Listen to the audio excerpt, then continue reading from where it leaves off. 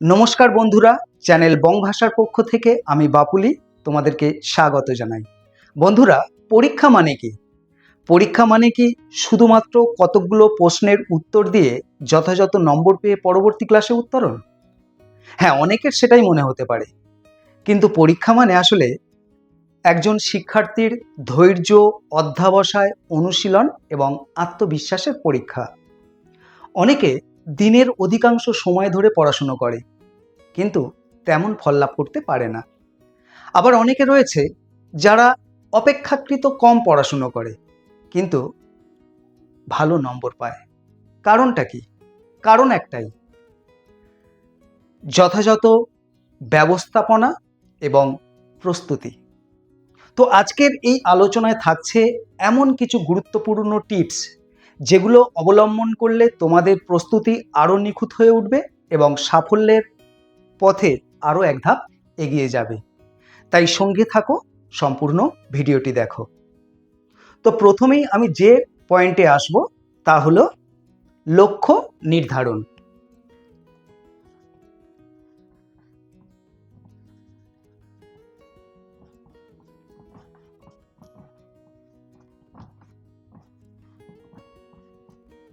প্রথম আমাদের কি করতে হবে? লক্ষ্য নির্ধারণ করতে হবে। আমরা কি কখনো আমাদের মনকে প্রশ্ন করেছি আমরা কি চাই? আমরা কি কেবলমাত্র কতকগুলো প্রশ্নের উত্তর দিয়ে পরবর্তী ক্লাসে উঠতে চাই, নাকি জ্ঞান বৃদ্ধির সাথে সাথে নিজেদের ভবিষ্যৎকে আরো বেশি উন্নত করতে চাই? যত আমাদের লক্ষ্য সুনির্দিষ্ট হবে, পড়ার প্রতি ততই আমাদের আগ্রহ বাড়বে। তাই আমাদের প্রথমে যেটা করতে হবে, সুনির্দিষ্ট লক্ষ্য আমাদেরকে নির্ধারণ করতে হবে এবং সেই মোতাবেক আমাদেরকে এগিয়ে যেতে হবে। এরপর দ্বিতীয় যে পয়েন্টে আসব তা হলো রুটিন প্রস্তুতি।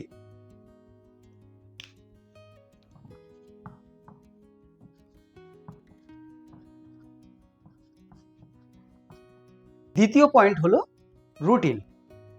আমরা অনেক সময় আবেগের বশে এমন রুটিন করে থাকি যেটা দু একদিনের বেশি অনুসরণ করা সম্ভব নয়। তাহলে কি করতে হবে? আমাদের রুটিন তৈরি করতে হবে বাস্তবসম্মত। অর্থাৎ যে রুটিনে পড়াশুনোর জন্য যেমন পর্যাপ্ত সময় থাকবে, পাশাপাশি থাকবে অবসর, খেলাধুলো বা বিনোদনের জন্য সময়, এবং থাকবে পর্যাপ্ত ঘুমের ব্যবস্থা। যদি এই ধরনের রুটিন আমরা তৈরি করতে পারি, বাস্তবসম্মত রুটিন, যে রুটিন অনেকটা ফ্লেক্সিবল, সেই রুটিন মেনে চলতে আমাদের কোনো অসুবিধা হওয়ার কথা নয়। তো আমাদের ঠিক করতে হবে যে আমরা কোন সময় পড়াশুনো করব, কোন সময় আমরা খেলবো, কোন সময় আমাদের কোনো উদ্দেশ্যই থাকবে না, আমরা উদ্দেশ্যহীনভাবেই ঘোরাফেরা করব, আবার একটা নির্দিষ্ট সময়ে গিয়ে আমরা ঘুমাবো। তো এইভাবে যদি আমরা রুটিনটা তৈরি করতে পারি এবং সেটাকে যদি আমরা কন্টিনিউয়াসলি ফলো করতে পারি, তাহলে আমাদের কি হবে? আমরা নিশ্চয়ই একটা ভালো প্রিপারেশনের জায়গায় থাকব। তৃতীয় ক্ষেত্রে আসব, অর্থাৎ তৃতীয় পয়েন্ট হলো পাঠ পরিকল্পনা।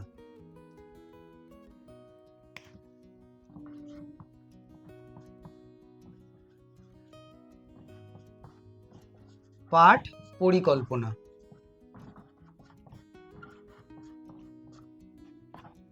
পাঠ পরিকল্পনার ক্ষেত্রে আমাদের যেটা করতে হবে, যে আমরা কখনোই পুরো বইটা একসাথে পড়ব না। আমরা চ্যাপ্টার ওয়াইজ ভাগ করে নেব। প্রত্যেকটা চ্যাপ্টার যখন পড়ব, তখন তার মূল বিষয়বস্তুকে অনুধাবন করার চেষ্টা করব। অনেকে আছে যে একই পড়া বারবার পড়ে মুখস্থ করে, কিন্তু মুখস্থ বিদ্যা চিরকালের নয়। আমাদেরকে কি করতে হবে? মূল চ্যাপ্টারটা পড়তে হবে, তার মধ্যে কি বলতে চেয়েছে সেটাকে অনুধাবন করার চেষ্টা করতে হবে, নিজের মতো করে ব্যাখ্যা করতে হবে, প্রয়োজনে নোটস করতে হবে, এবং আজকের যে অধ্যায়টা পড়লাম, কালকের সেই অধ্যায়টা অনুশীলন করতে হবে। যদি আমরা এইভাবে চলতে পারি, তাহলে কি হবে না, আমাদের আত্মবিশ্বাস বেড়ে যাবে। চতুর্থ পয়েন্টে রয়েছে নোট প্রস্তুতি।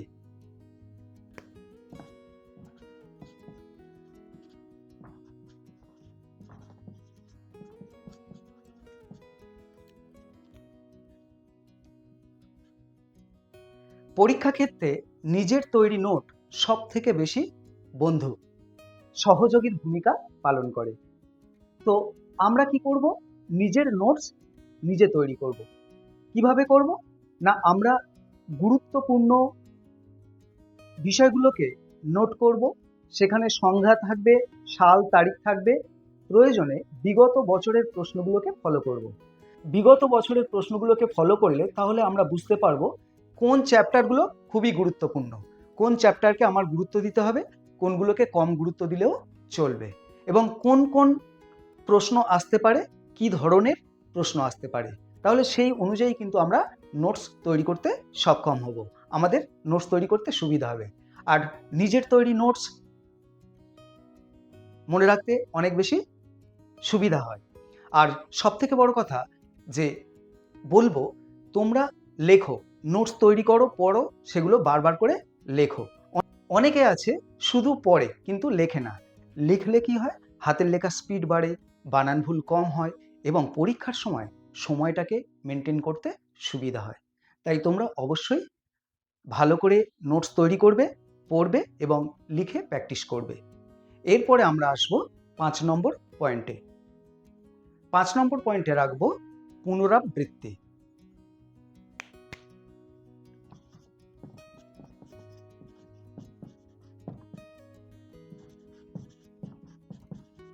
একবার পড়লে কোনো নোটসই দীর্ঘদিন মনে রাখা সম্ভব নয়। তাই এক্ষেত্রে আমাদের কিছু গুরুত্বপূর্ণ টিপস ফলো করতে হবে। অর্থাৎ আজকের আমরা যেটা পড়লাম 24 ঘন্টার মধ্যে সেটাকেই আবার আমরা কি করব? পুনরাবৃত্তি করব। তারপর 3 দিন পরে একবার, 1 সপ্তাহ পরে একবার, 1 মাস পরে একবার। এইভাবে যদি আমরা পুনরাবৃত্তি করতে থাকি কোনো একটা বিষয়কে, তাহলে সেটা আমাদের মনে রাখতে অনেক বেশি সহজ হবে। তাই পুনরাবৃত্তি অবশ্যই দরকার। অর্থাৎ আমরা একটা বিষয় আজকে পড়লাম, তারপর গিয়ে 1 মাস পরে গিয়ে সেটাকে আবার উল্টে পাল্টে দেখছি, তাতে কোনো ফল হবে না ভালো। তাই আমাদেরকে কি করতে হবে? একটা নির্দিষ্ট সময় অন্তর অন্তর তাকে কি করতে হবে? চর্বিত চর্বণ করতে হবে, অর্থাৎ পুনরাবৃত্তি করতে হবে। তাহলে পুনরাবৃত্তি যদি আমরা করতে পারি তাহলে কি হবে? আমাদের বিষয়টা মনে রাখতে সুবিধা হবে। এরপরে আসবো 6 নম্বরে, যেটা খুবই গুরুত্বপূর্ণ, সেটা হলো সময়ের ব্যবস্থাপনা।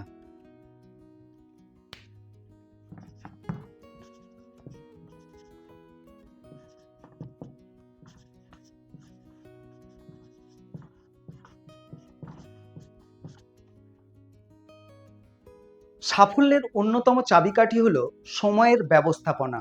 অর্থাৎ কোন সময়ে আমরা কোন বিষয় পড়ব, তার একটা লিস্ট করতে হবে। যেটা অত্যন্ত জরুরি সেটাকে আমাদের আগে গুরুত্ব দিতে হবে। কোনো কাজ ফেলে রাখা চলবে না। মনে রাখতে হবে নাও অর নেভার, হয় এখন, না হলে কখনোই না। তাই আমাদের কোনো কাজ ফেলে রাখলে চলবে না। যখন যে সময়ে যেটা করা উচিত আমাদের সেই কাজটাই করতে হবে। তাহলে আমরা সাফল্যের পথে এক ধাপ এগিয়ে থাকব, সে বিষয়ে কোনো সন্দেহ নেই। এরপর যে পয়েন্টটা নিয়ে আলোচনা করতে চলেছি তা অত্যন্ত গুরুত্বপূর্ণ। এই পয়েন্টে থাকছে, অর্থাৎ 7 নম্বর পয়েন্টে থাকছে মক টেস্ট।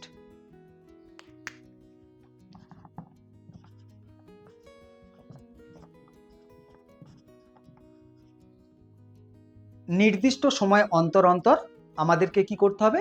মক টেস্ট দিতে হবে। মক টেস্ট দিলে পরীক্ষা সংক্রান্ত ভীতিগুলো দূর হয়ে যাবে। তাছাড়া নিজেদের ভুলগুলো আমরা বুঝতে পারবো। সেই ভুল যদি আমরা বুঝতে পারি তাহলে আমরা সেগুলোকে সংশোধন করার সময় পাব। আর যদি আমরা সেগুলোকে সংশোধন করে নিজেদেরকে তৈরি করতে পারি তাহলে আমাদের আত্মবিশ্বাস বাড়বে, আমরা পরীক্ষায় ভালো ফল করতে পারবো, সে বিষয়ে কোনো সন্দেহ নেই। তাই আমাদেরকে কি করতে হবে? মক টেস্ট দিতে হবে। এছাড়াও রয়েছে আরও বেশ কিছু গুরুত্বপূর্ণ পয়েন্টস, যেমন কখনো অন্যের সঙ্গে নিজেকে তুলনা করবে না। দেখো, সকলের গ্রহণ করার ক্ষমতা সমান নয়। কেউ তোমার থেকে হয়তো একটু আগে বোঝে, বা তার গ্রহণ করা বা ধারণ করার ক্ষমতা তোমার থেকে বেশি।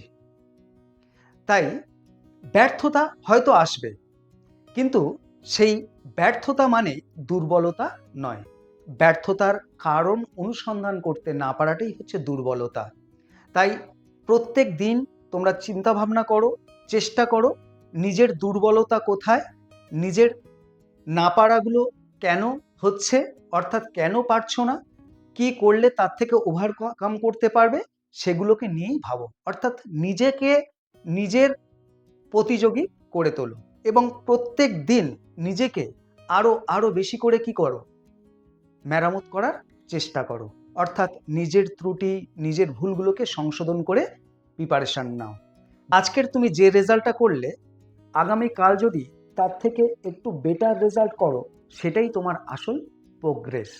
এভাবেই যদি তুমি নিজেকে ডেভেলপ করতে থাকো, নিজের সাথে নিজেই যুদ্ধ করতে থাকো, তাহলে সাফল্য সুনিশ্চিত।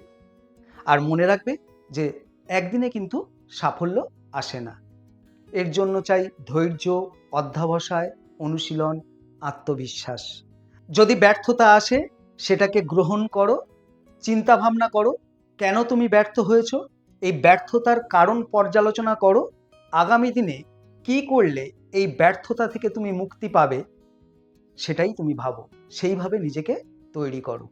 আর হাল ছেড়ো না, তাহলেই দেখবে সাফল্য একদিন তোমার জীবনের চলার পথে তোমারই জন্য অপেক্ষা করছে, অভিনন্দন জানাবার জন্য ফুলের ডালি হাতে।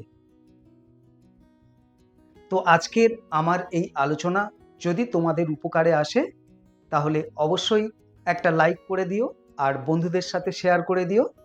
তোমাদের ভালোবাসা, তোমাদের অনুপ্রেরণা আমাকে এই ধরনের নিত্য নতুন ভিডিও তৈরি করতে অনেক বেশি করে উৎসাহিত করে।